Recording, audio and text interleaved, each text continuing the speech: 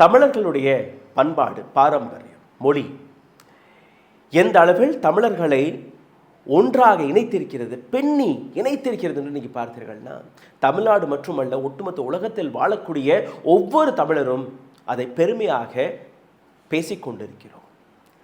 இந்த ஒட்டுமொத்த தமிழர்கள் என்கிற அந்த அடையாளத்திற்கான ஒரு சேலஞ்ச் வெளிவந்தது, எதிர்ப்பு வெளிவந்தது, ஹிந்தி திணிப்பு என்கிற பெயரில்.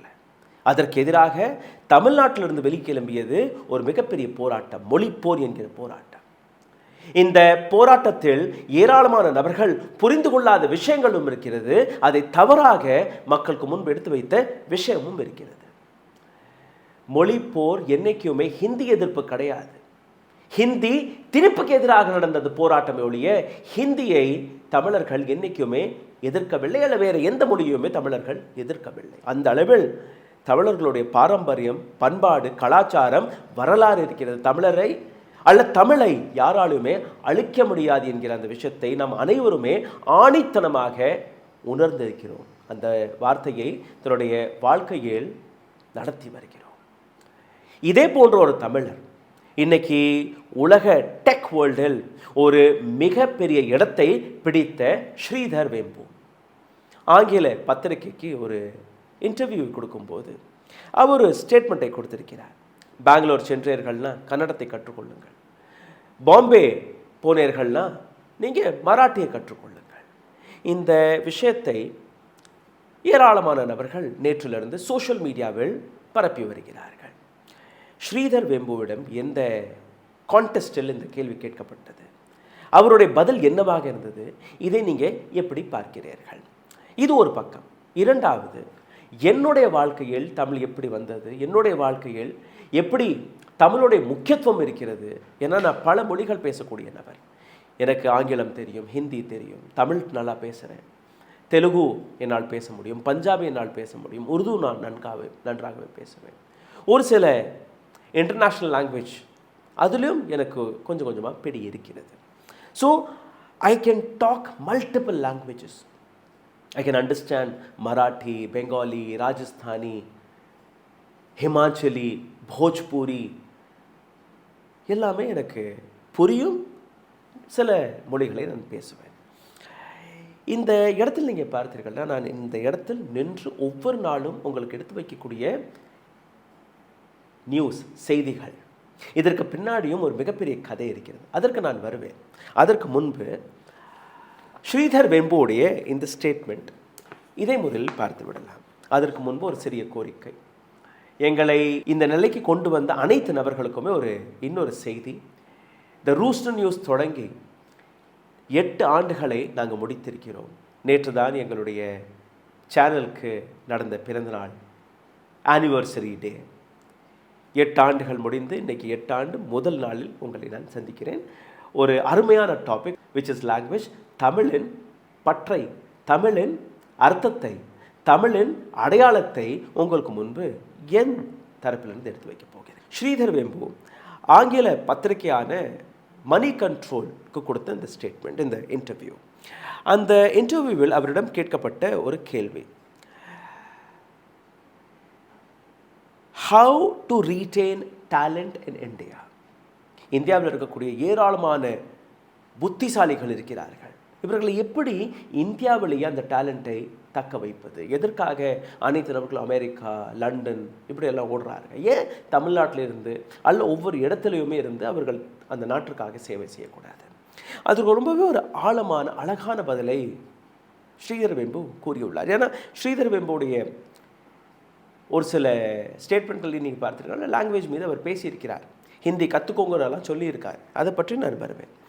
If you look at rural India or our small towns, the sense of belonging is still present there. கிராமங்களுக்கு போய் பாருங்கள், சின்ன சின்ன நகரங்களுக்கு போய் பாருங்கள், இது என்னுடையது, அந்த உணர்வு என்னுடையது என்கிற அந்த உணர்வு மிக ஆழமாக இன்னைக்கும் இந்த நாட்டில் இருக்கிறது. But unfortunately, this has disappeared among hyper-educated elite. People have developed a global citizen mindset. துரதிர்ஷ்டமாக இந்த என்னுடையது என்கிற அந்த உணர்வு படித்த நபர்கள் பெரிய பெரிய நகரங்களில் இருக்கக்கூடிய நபர்கள், பணக்கார வர்க்கத்தில் முற்றிலுமே முடிந்து போனது. This attitude has to be changed. In countries like China, Japan, Korea, isn't the case. இந்த ஆட்டிடியூடை நாம் அனைவருமே மாற்றணும். சைனா, ஜப்பான், கொரியா போன்ற நாடுகள் அங்கே ஆங்கிலத்தில் அவ்வளோ ப்ரெஷர் கொடுப்பதில்லை. வேறு மொழியை நீங்கள் கற்றுக்கோங்கன்னு எல்லாம் யாருமே சொல்லுவதில்லை. அவங்க மொழி, அவங்க கம்ஃபர்ட், அதில் அந்த நாடு இயங்கி கொண்டிருக்கிறது. There is a spirit connected the nation. These countries have linked their development to patriotism. Japan, Korea, China போன்ற நாடுகள் அந்த நாட்டுப்பற்றை, நாட்டு உணர்வை தூண்டியிருக்கிறார்கள். அவர்கள் ஒரு மொழி அடையாளத்தில் அடங்கவில்லை. இது மட்டுமல்ல, India's development doesn't depend solely on policies and incentive. It's commitment towards culture. இந்தியாவுடைய டெவலப்மெண்ட், அரசியல்வாதிகள் கொடுக்கக்கூடிய அந்த சலுகைகள், ஸ்கீம்ஸ்கள், பாலிசிஸ்கள், இதை வைத்து இந்தியாவுடைய அடையாளம் கிடையாது. இந்தியாவுடைய அடையாளம் இந்த நாட்டு கல்ச்சர் மீது நாம் அனைவரும் வைத்திருக்கக்கூடிய அந்த கமிட்மெண்ட். அதனால்தான் இந்தியா வல்லரசான நாடாக மாறி வருகிறது. This feeling needs to be awakened in our educated class that we belong to this country. படித்த பட்டதாரிகள், அவர்கள் மனதில் இந்த உணர்வை நாம் தூண்ட வேண்டும். வெளிநாட்டிற்கு போய் நீங்கள் சாதிக்க தேவையில்லை, இந்த நாட்டில் நீங்கள் சாதித்து காட்டுங்கள், இந்த நாட்டுடைய உணர்வை நீங்கள் சாதித்து காட்டுங்கள். அதனால்தான் நீங்கள் எங்கே சென்றாலும், பெங்களூர் போனால் நீங்கள் கன்னடத்தை கற்றுக்கொள்ளுங்கள், மகாராஷ்டிரா, மும்பை போனால் நீங்கள் மராட்டியை கற்றுக்கொள்ளுங்கள், தமிழ்நாட்டிற்கு வந்தால் தமிழை கற்றுக்கொள்ளுங்கள், வட இந்தியாவிற்கு போனால் ஹிந்தியை கற்றுக்கொள்ளுங்கள். எப்போ எங்கே தேவைப்படுகிறதோ அதை நீங்கள் கற்றுக்கொண்டாலே போதும். இதை தாண்டி எதுவுமே தேவையில்லை. ஸ்ரீதர் வெம்புவோடைய இந்த ஸ்டேட்மெண்ட் எதற்காக பரவலாக பேசப்படுகிறது? ஏன்னா இதற்கு முன்பும், இன்னும் சொல்ல போனால் இந்த வருடம் மார்ச் மாதத்திலேயே அவர் ஒரு ட்வீட்டை போட்டிருந்தார். அந்த கண்டெஸ்ட்டையும் நீங்கள் பாருங்கள், அதுக்கப்புறம் என்னுடைய கதைக்கு நான் வருவேன். As Zoho grows rapidly in India, we have rural engineers in Tamil Nadu working closely with customers in Mumbai and Delhi. தமிழ்நாட்டில் இருக்கக்கூடிய என்ஜினியர்ஸ், திறமையான என்ஜினியர்ஸ், ஜோஹோ ஒரு மிகப்பெரிய அளவில் வளர்ச்சியை தொட்டு வருகிறது. உலகம் முழுவதும் எங்களுடைய கிளைண்ட்ஸ், கஸ்டமர்ஸ் இருக்கிறார்கள். ஒரு கிராமத்தில் இருந்து கொண்டு ஒரு தமிழ்நாட்டு என்ஜினியர் வட இந்தியாவில் இருக்கக்கூடிய மும்பை, மகாராஷ்டிரா மற்ற மாநிலங்களில் தொடர்பு கொண்டு பேசிக்கொண்டிருக்கிறார்கள். ஆனால் not knowing Hindi is often a serious handicap for us in Tamil Nadu. Hindi தெரியாத காரணத்தால் அது ஒரு மிகப்பெரிய ட்ராபேக்காக மாறிவிடுகிறது. ஏன்னா எங்களால் அங்கே கம்யூனிகேட் செய்ய முடியவில்லை. It is smart for us to learn Hindi. ஒரு ஸ்மார்ட்டான மூவாக மாறிவிடும். ஒரு தமிழர், ஒரு ஆங்கிலம் தெரிந்த நபர், அவருக்கு ஒரு ஹிந்தியும் தெரிஞ்சுவிட்டால் அது ஒரு அடிஷ்னலான சப்போர்ட் சிஸ்டமாக மாறிவிடும். We will become smart. I have learnt to read Hindi in the last 5 years and I can now understand about 20% of what spoken. கடந்த 5 ஆண்டுகளில் கொஞ்சம் கொஞ்சமாக நான் ஹிந்தி படிக்க பேச கற்றுக்கினேன். இன்றைக்கி நீங்கள் பார்த்தீங்கன்னா ஒரு 20% ஒருத்தர் என்கிட்ட வந்து ஏதோ பேசினா அது என்னால் புரிஞ்சுக்க முடியும். As India is the fastest growing economy, engineers and entrepreneurs in Tamil Nadu will be smart to learn Hindi.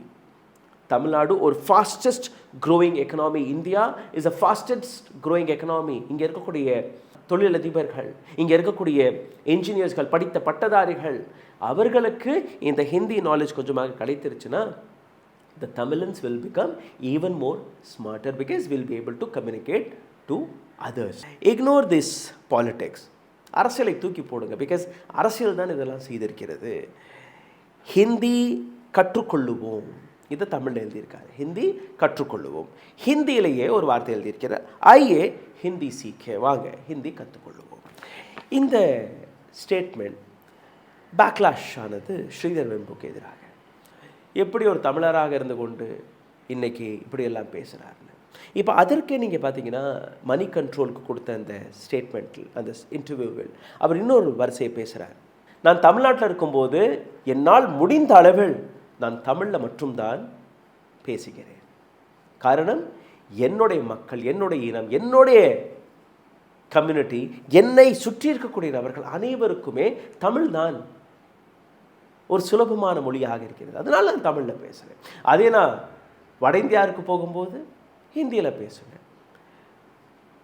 Bangalore போய் நான் அங்கேயே நான் செட்டில் ஆயிடணும், எங்கேயும் நான் வெளியில் வர மாட்டேன், ஒரு 10 வருஷம் 5 வருஷம் அங்கேயே இருக்க போகிறேன். Why not? I will learn Kannada. Punjab போனால் பஞ்சாபி, வெஸ்ட் பெங்கால் போனால் பெங்காலி. ஒவ்வொரு மொழியையும் கற்றுக்கொள்ள வேண்டும். ஆனால் அதற்காக தான் ஹிந்தியை திணிக்காதீர்கள் என்று அந்த மொழி போராட்டம் நடந்தது. இதுதான் அந்த விஷயம். 2 கான்டெஸ்ட் ஆஃப் வெம்பு. ஒன்று, வெளி ஸ்டேட்டுகளுக்கு போகும்போது அங்கே இருக்கக்கூடிய மொழியை கற்றுக்கொள்ளுங்கள். இன்னொன்று, தமிழ்நாட்டில் இருக்கும்போது என்னால் அங்கே கம்யூனிகேட் செய்ய முடியவில்லை. 2 வெவ்வேறு ஸ்டேட்மெண்ட்கள். ஆனால் இந்த 2 ஸ்டேட்மெண்ட்டுக்கான அர்த்தத்தை நீங்கள் புரிந்து கொண்டீர்கள்னா நிச்சயமாக ஒரு மொழியை நாம் கற்றுக்கொள்ளும் போது அந்த மொழிக்கான அர்த்தம் நமக்கு புரியும். இன்றைக்கி எனக்கு அந்த அர்த்தம் புரியவில்லை என்றால் கூட வருங்காலத்தில் ஒரு 10 வருஷம் 20 வருஷம் கழித்து அந்த மொழிக்கான அர்த்தம், அந்த வேல்யூ எனக்கு புரியும். என்னுடைய கதைக்கு வர்றேன். என்னுடைய ஆஃபீஸில் ஒரு வால் வச்சுருக்கோம். இந்த வாலில் ஒரு 8 படங்கள் இருக்குது. அந்த படங்களையும் நான் காட்டுகிறேன். இந்த 8 படங்களில் நீங்கள் பார்த்தீர்கள்னா முக்கியமாக தமிழர்களுடைய போராட்டம், புரட்சியை நான் காட்சிப்படுத்தி வைத்திருக்கிறேன். அதில் மையத்தில் இருக்கக்கூடிய எனக்கு பிடித்த ஒரு மிகப்பெரிய போராட்டம் மொழிப்போர், அதை நான் வைத்திருக்கிறேன். இதிலிருந்தே உங்களுக்கு புரியும் எந்த அளவில் தமிழர்களுடைய பண்பாடு, கலாச்சாரம், வரலாறு அதில் என்னுடைய பற்று இருக்கிறது என்று, நம்பிக்கை இருக்கிறது என்று. ஆனால் தொடக்க காலகட்டத்தில் அப்படி கிடையாது. நான் சிறு வயதில் இருக்கும்போது, நான் தமிழர் தான், காரைக்குடிக்கு அருகே இருக்கக்கூடிய ஒரு சிறிய கிராமத்தில் என்னுடைய பெற்றோர்கள் பிறந்தார்கள். எத்தனையோ ஆண்டுகளுக்கு முன்பு டெல்லி சென்ற ஒரு குடும்பம் தான் எங்களுடைய குடும்பம். நான் பிறந்தது வளர்ந்தது எல்லாமே அங்கே தான். நான் படித்தது ஆங்கிலம் மற்றும் ஹிந்தி. தமிழ் எனக்கு தெரியாது. அந்த தமிழ் கற்றுக்கொள்வதற்கான வாய்ப்பே எனக்கு கிடையாது. இதை என்னுடைய தகப்பனார் அறிந்து ஒரு ஆசிரியரை அப்பாயிண்ட் செய்தார். டெய்லி ஈவினிங் அவர் வருவார். புத்தகங்கள் வழியாக, நியூஸ் பேப்பர் வழியாக எனக்கு அந்த பாடங்களை கற்றுக் கொடுத்தார். எனக்கு ரொம்பவே வெறுப்பாக இருக்குது. ஏன் நான் தமிழை போய் கற்றுக்கிறேன்? இதெல்லாம் தேவையா எனக்கு? I don't want this. அப்புறம் இன்றைக்கி வரக்கூடிய நியூஸ் பேப்பர் அடுத்த நாள் மாலை 4 மணிக்கு வரும். அதை போய் வாங்கிட்டு வர சொல்லுவார் எங்கள் அப்பா. ஒரு வெறுப்பு இருக்கும் மனதில். ஏன் இதெல்லாம் பண்ண சொல்கிறீங்க? I use to go by the news paper. உட்காந்துட்டு என் அப்பாவை நான் பார்க்கும்போது ஒரு வார்த்தை விடாமல் from page number 1 to last உட்காந்து படிச்சுட்டே இருப்பார். ஏன்னா அந்த காலகட்டத்தில் நீங்கள் பார்த்தீர்கள், இந்த மாதிரி இன்டர்நெட் கேபிள் எல்லாம் கிடையாது. நியூஸ் பேப்பர் மட்டும்தான் தமிழ்நாட்டில் இருக்கக்கூடிய விஷயங்களை அவர் அங்கே தெரிஞ்சு கொள்வதற்கான ஒரு வாய்ப்பு. தமிழை பற்றி இருக்கக்கூடிய அந்த பற்று, அந்த அந்த அக்கறை என்னுடைய தகப்பனாரிடம் நான் கற்றுக்கொண்டேன். சரி, காலம் மாறியது. வட இந்தியாவில் ஒரு நல்ல நியூஸ் சேனலில் எனக்கு வேலை கிடைச்சது. நான் ஒரு ஹிந்தி பத்திரிக்கையாளர். திடீர்னு கோவிட். இந்த சேனல் ஆரம்பித்து ஒரு 4 வருடம் கழித்து கோவிடில் என்னுடைய ஸ்டாஃப் எல்லாருமே தன்னுடைய வீடுகளில் போய் அங்கேருந்து வேலை பார்க்க ஆரம்பித்தார்கள். முக்கியமாக எங்களுடைய இந்த நியூஸ் செய்திகள் வர தாமதமாகினது. மீ பீங் ஹிந்தி ஜேர்னலிஸ்ட், என்னுடைய பதிவுகள் எல்லாமே ஹிந்தியில் தான் இருக்கும், இல்லை ஆங்கிலத்தில் இருக்கும். இன்றைக்கி நீங்கள் பார்த்தீங்கன்னா NDTV, Aaj Tak, Lallantop, Red Mic, news 24, இங்கெல்லாம் நான் வேலை பார்த்துருக்கேன். Ajit Anjum, Ravish Kumar, Akash Banerjee. It's a very personal story which I am telling you today. So என்னுடைய அனைத்து நெட்வொர்க்குமே வட இந்தியாவில் இருக்கக்கூடிய பத்திரிகையாளர்கள், என்னுடைய தாட் எல்லாமே அப்படி தான் இருந்தது. பட் இந்த இடத்துல ஒரு தமிழ் சேனல், ஹிந்தி மற்றும் ஆங்கில சேனல் 3மே நடத்தும் போது அந்த ஹிந்தி ஆடியன்ஸ்க்கு எப்படி நான் வீடியோக்களை கொடுக்குறேனோ, ஆங்கில ஆடியன்ஸ்க்கு எப்படி நான் வீடியோக்களை கொடுக்குறேனோ, தமிழ் மக்களுக்கு என்னால் கொடுக்க முடியவில்லை என்கிற அந்த அக்கறை எனக்கு வந்தது. ஏன்னா எல்லாருமே கோவிட், எல்லாருமே வீட்டில் இருக்கிறாங்க. என்னுடைய குழந்தையோடைய வயது ஒரு 4 இருக்கும். அப்போ 4-5 வயது. தனியாக இருப்போம் ஸ்டுடியோவில். நான் உட்காந்து பேச ஆரம்பிப்பேன். என்னுடைய குழந்தை அங்கே எதிரில் உட்காந்துட்டு கேமரா ஆன் ஆஃப் பண்ணோம். ஒரு அரை மணி நேரம் வீடியோ இருக்குது. 5 மணி நேரம் வரை நான் பேசியிருக்கிறேன். ஏன்னா ஒவ்வொரு வரியா வாய்ப்பு கிடைக்கவில்லை. வட இந்தியாவில் பிறந்து வளர்ந்த நபர் நான். என்னுடைய ஆங்கிலம் எப்படி ஸ்ட்ராங்காக இருக்கிறதோ, ஹிந்தி எப்படி ஸ்ட்ராங்காக இருக்குது, தமிழில் எனக்கு கொஞ்சம் பிடி குறைவு தான். என்னுடைய வார்த்தைகளை ஏராளமான நபர்கள் கிண்டல் அடித்தார்கள். என்னுடைய தமிழ் பேசக்கூடிய அந்த முறையை கிண்டல் அடித்தார்கள். அதற்கான காரணமும் இருக்குது. என்னுடைய தமிழ் புத்தகம் வழியாக நான் கற்றுக்கொண்ட தமிழ். அதனால் என்னுடைய தமிழில் வார்த்தைகள் அந்த இலக்கிய வார்த்தைகளாக இருக்கும். சாதாரணமாக நாம் அன்னநாடு பேசக்கூடிய வார்த்தைகளாக இருக்காது. இதே தமிழ்நாட்டை சார்ந்த மக்கள் கடந்த 5 வருடங்களாக என்னை சகிச்சு கொண்டு, என்னுடைய மொழியை சகிச்சு கொண்டு, எனக்கு ஊக்கத்தை கொடுத்து, இன்னைக்கு இந்த அளவில் நான் மேக்சிமம் பிழை இல்லாமல் பேசுகிறேன்னா அதற்கான முழு கிரெடிட் உங்களுக்கு தான் போய் சேர்க்கிறது. ஏன்னா நீங்கள் என்னை சகிச்சுக்கின்றீர்கள். ஏதோ நம்ம பேசுகிறான், let him try, let him talk. He's giving us message, he's giving us the facts. இது தமிழர்களுடைய உணர்வு. இது தமிழர்களுடைய உணர்வு. இந்த உணர்வை தான் மொழிப்போரின் போது நாம் வெளிக்காட்டினோம். ஹிந்தியை நாம் எதிர்க்கவில்லை. ஹிந்தியை அல்ல மற்ற எந்த மொழியை வேணாலும் நாம் வரவேற்கக்கூடிய வேலையை பார்க்கிறோம். இங்கே என்ன நடக்கிறது? வட இந்தியாவிலிருந்து வரக்கூடிய நபர்கள் என்ன செய்கிறார்கள்? பேங்க் மேனேஜராக ஒரு நபரை அனுப்புகிறீர்கள். பேங்க் மேனேஜர் தமிழும் கற்றுக்கொள்ள மாட்டார், ஆங்கிலமும் கற்றுக்கொள்ள மாட்டார். ஹிந்தியில் பேசுங்க. புதுக்கோட்டை, காரைக்குடி, மன்னார்குடி, இந்த பக்கம் இன்னும் சின்ன சின்ன தேனி மாவட்டம், இது போன்ற இடங்களில் இருக்கக்கூடிய சின்ன சின்ன கிராமங்களில் இருக்கக்கூடிய மக்கள், அவர்களுக்கு ஹிந்தி தெரியுமா? தெரியாது. அப்போ அந்த இடத்துல ஒரு தமிழ் நபரை நீங்கள் போட்டீர்கள்னா, தமிழ் தெரிஞ்ச நபரை நீங்கள் போட்டீர்கள்னா அங்கே இருக்கக்கூடிய மக்களுக்கு அது வசதியாக இருக்கும். அதே ஒரு தமிழ்நாட்டை சார்ந்த நபர், சென்ட்ரல் உத்தியோகத்தில் இருக்கக்கூடிய நபர், இல்லை வேற ஒரு உத்தியோகமாக இருக்கட்டும், வட இந்தியாவிற்கு போகும்போது இல்லை எனக்கு தமிழ் மட்டும்தான் தெரியும், நீங்கள் தமிழ்லையே என்கிட்ட பேசுங்க, ஆங்கிலமும் தெரியாது, எதுவுமே தெரியாது, இல்லை என்னோட ஆங்கிலம் இருக்குது அதில் நீங்கள் கதைங்க. இந்த மாதிரி அந்த ஆட்டிடியூட் இருந்தால் அந்த நபரால் எத்தனை வருடங்களுக்கு அங்கே தாக்கு பிடிக்க முடியும்? ஸோ எந்த இடத்திற்கு நீங்கள் வருகிறீர்களோ, நீங்கள் வட இந்தியர்களாகவே இருந்தால் கூட தென்னிந்தியாவிற்கு வரும்போது அந்த லாங்குவேஜை நீங்கள் கற்றுக்கொள்ளுங்கள். தமிழ், துளு, மலையாளம், கன்னடம் எல்லாமே ஒரு அழகான மொழிகள். இதே போன்று தமிழர்கள் நாம் வெளியே போகும்போது நிச்சயமாக நாம் கற்றுக்கொள்கிறோம். என்னுடைய ஹிந்தியெல்லாம் நீங்கள் கேட்டீர்கள்னா, என்னுடைய மொழி, என்னுடைய தாய்மொழி தமிழ் என்றே யாருக்குமே தெரியாது. அந்த அளவில் அழகாக ஹிந்தியை நான் பேசுவேன். ஹிந்திக்காரர்கள் என்னை தமிழராகவே பார்க்க மாட்டார்கள். அந்த அளவில் என்னுடைய ஹிந்தி பிடி இருக்கிறது. சிந்தித்து பாருங்கள், இந்த மொழி என்கிற பெயரில் எந்த அளவில் அரசியல் செய்து கொண்டிருக்கிறார்கள். வேம்பு அவர்கள் பேசியதில் எனக்கு ஒரு ரொம்ப பிடித்த ஒரு விஷயம், நீங்கள் எந்த மாநிலத்திற்கு செல்கிறீர்களோ, எந்த இடத்திற்கு செல்கிறீர்களோ அந்த இடத்திற்கான மொழியை நீங்கள் கற்றுக்கொள்ளுங்கள். அப்போதான் அந்த மொழியுடன் அந்த மொழிக்கை பற்றிய கருத்து, அக்கறை, பற்று உங்கள் மனதில் வரும். இந்த பற்றை பற்றி பேசும்போது ஒரு நாட்டை வல்லரசான நாடாக மாற்றுவதற்கு அந்த தேசப்பற்றை விட அந்த தேசத்தில் பேசக்கூடிய அந்த மொழி பற்றும் உங்களுடைய மனதில் வந்தால்தான் அது ஒரு லோக்கலைஸாக ஒட்டுமொத்த இந்தியாவை உங்களால் வளர்க்க முடியும். ஹிந்தி கற்றுக்கோங்க. Yes, there was a reason what Mr. Sridhar Vembu said. கிராமத்தில் இருக்கக்கூடிய ஒரு நபரால் வட இந்தியாவில் இருக்கக்கூடிய என்னுடைய கிளைண்ட்ஸ்களிடம் பேச முடியவில்லை. திணிக்க வேண்டாம், தேவைப்படுகிறது, அதனால் கற்றுக்கொள்கிறேன். திணிக்க வேண்டாம், அதை திணிப்பாக எடுத்து காட்டவில்லை. எனக்கு அந்த ஹிந்தியை வைத்து எனக்கு ஒரு வேலை நடக்க போகுது.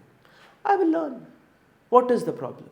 இதை எந்த அளவில் ட்ரோல் செய்தார்கள், எந்த அளவில் ஸ்ரீதர் வெம்புவை பற்றி தவறாக பேசினார்கள். இன்னைக்கு மீண்டும் ஒரு முறை அதே தான் நடக்கிறது. ஸோ மொழி போரை பற்றி ஆழமான ஏராளமான ரிசர்ச் டாக்குமெண்ட்ஸ்கள் இருக்கிறது. ஆனால் அதற்கான சரியான அர்த்தத்தை நீங்கள் பார்த்தீர்கள்னா, எப்போ எந்த மொழி தேவைப்படுகிறதோ கற்றுக்கொள்ளுங்கள், தவறு கிடையாது. ஆனால் அரசியல் செய்யாதீர்கள், அரசியல் முன்னிறுத்தி அந்த வாய்ப்பை பறிக்காதீர்கள். ஒரு குழந்தைக்கு 5 வயதிற்கு முன்பு எத்தனை லாங்குவேஜ் வேணாலும் நீங்கள் எக்ஸ்போஸ் செய்யலாம். அதே நேரத்தில் இந்த புதிய மும்மொழி கொள்கை தேவையல்ல, 2 மொழி கொள்கையே போதும். வட இந்தியாவில் 2 மொழி கொள்கை தான். அவர்கள் தமிழ்நாட்டுக்கு வரும்போது பிரமாதமாக தமிழ் பேசுகிறார்கள். டீ கடைக்கு போங்க, காய்கறி கடைக்கு போங்க, இன்னும் சொல்ல போனால் விவசாயமும் இன்றைக்கி அவர்கள் பார்க்க தொடங்கி விட்டார்கள். நீங்கள் ஹிந்தியில் ஒரு கேள்வி, ஒரு டயலாகை இனிஷியேட் பண்ணால் கூட அவங்க உங்கள்கிட்ட தமிழில் தான் பேசுகிறாங்க. அந்த அளவில் அவர்களுக்கு அந்த தேவைப்படுகிறது. இதுதான் இந்தியா, இதுதான் இந்தியாவை பற்றின நம்மளுடைய பற்று, இதுதான் மொழிப்பற்று. இதை அரசியலாக்காதீர்கள்.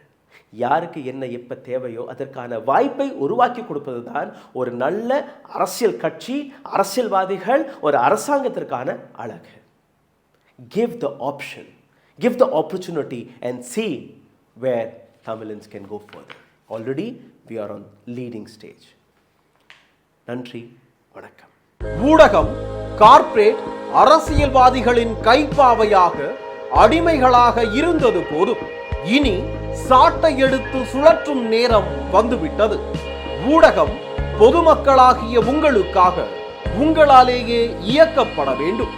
ஊடக சுதந்திரத்திற்காக உங்களின் பங்களிப்பை இன்றே அளித்திடுங்கள்.